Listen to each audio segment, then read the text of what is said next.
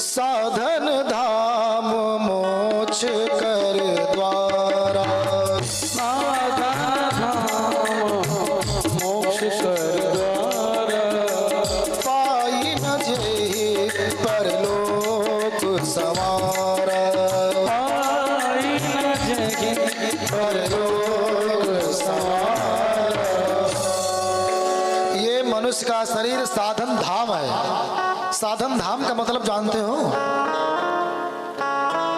बहुत भगवान को प्राप्त करने के लिए बहुत साधन है। साधन का घर है ये शरीर। चाहे पति की सेवा करके भगवान को प्राप्त कर लो, पिता की सेवा करके भगवान को प्राप्त कर लो, गुरु की सेवा करके भगवान को प्राप्त कर लो, सत्संग करके भगवान की सेवा प्राप्त कर लो, अपना खेती पाती नौकरी चाकरी करके भगवान को प्राप्त कर सकते हो, या फिर नकुड़ा आंख बंद करके जाओ जंगल में रहकर भगवान को प्राप्त कर लो। मतलब साधन धाम बहुत साधन है। किसके लिए? भगवान की प्राप्ति के लिए। मोक्ष कर द्वारा, ये मोक्ष का दरवाजा है। मनुष्य बना करके दरवाजे पर खड़ा कर दिया गया है।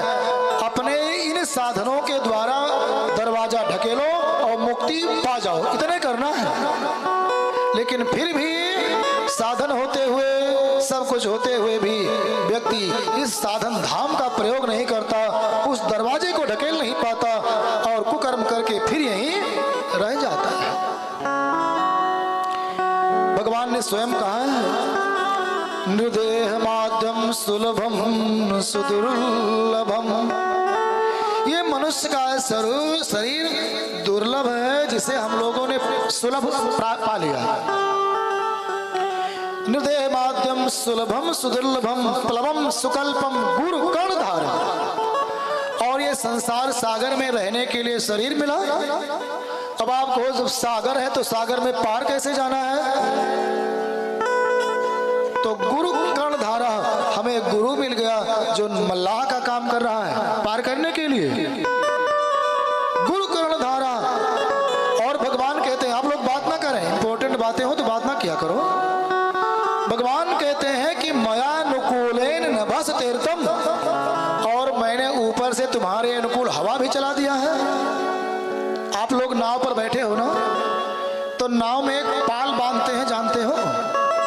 एक बड़ा सा पर्दा बांध देते हैं, तो वो नहीं चलाना पड़ता है पतवार, हवा चलती है, हवा ढकेलते हुए लेके चली जाती है।